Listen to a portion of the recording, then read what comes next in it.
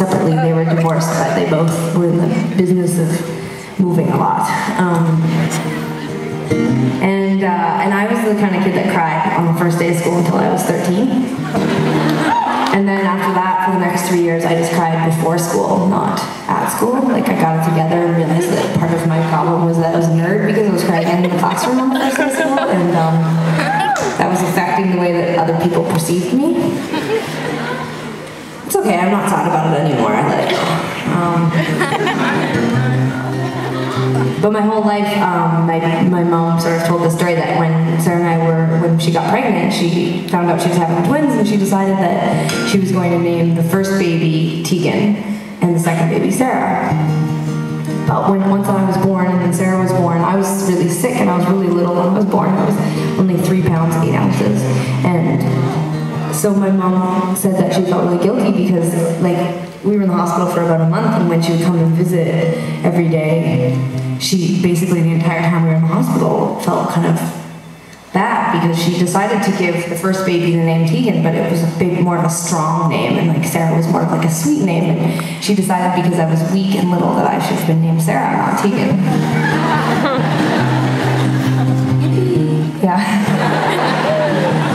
But, I mean, you can't go fucking with your kids' names after me, and then that's it. You know what I mean? You cannot have option anxiety after the fact. It's the little bracelets on the little baby arm. It's like, you leave it up to them when they're 14 to go through the phase that they decide that they don't want to change them. I know you can, I said you don't. Some people do. Yeah, no, I know some people do. Usually, like, between the ages of 14 and 18, they decide to rename themselves, like, Pegasus or something.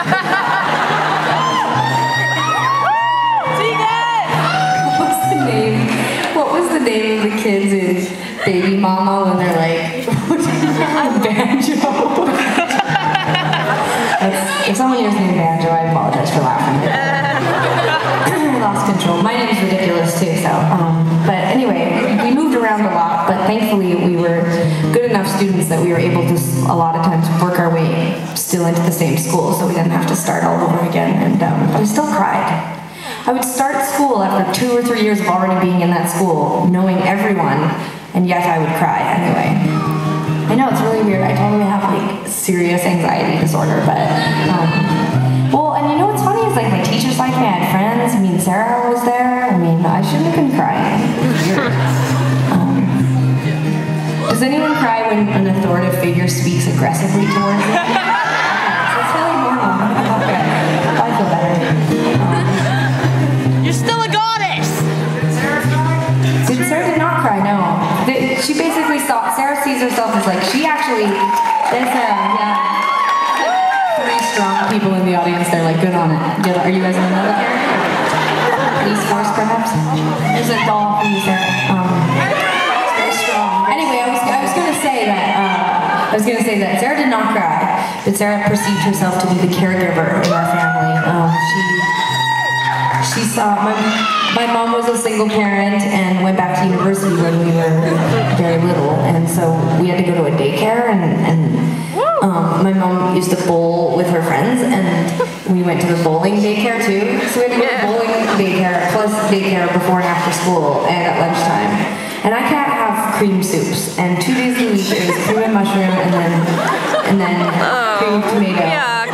And so I had to eat like twice a week.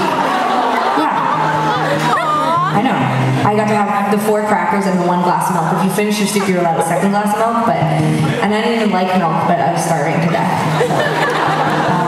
So, but anyway, why was I telling you that? Oh yeah, bowling daycare. So the only time I can really remember Sara going mental in public, like me, she would do it at home all the time. She was a hypochondriac, and she always was going for scans and ultrasounds and stuff like that, but whatever. Anyway, but if I keep talking, the stage will be littered with gifts. So we went to bowling daycare, and Sara had a retainer, and it's cool, it's totally fine. See, I've got the more square jaw, and so even though we're pretty much the same size, like, my face looks twice the size of hers, but really it's just because I have a more, you know, strong, but she's got the heart-shaped face. She kind of looks like Alyssa Milano. And when Alyssa Milano was on Maxim 3 years ago, I almost puked. I was like, it's Sara! Anywho, oh yeah, bowling day there, and anyway, she left her retainer in the bathroom, but she didn't remember that she left it in the bathroom and had like a meltdown, like she like lost her shit. And the bowling daycare leader lady was screaming at Sara, because I'm sure this shit happens all the time, and then parents probably come in and go ape shit, and they're like, you are responsible for one thing, my kid's retainer. So anyway, Sara cried, and I panicked. Like, I couldn't be helpful. Like, I wasn't like, okay, well, everyone spread out, let's find the retainer. I just sat in my chair and was like, in my head, I was all like, I wish she was dead.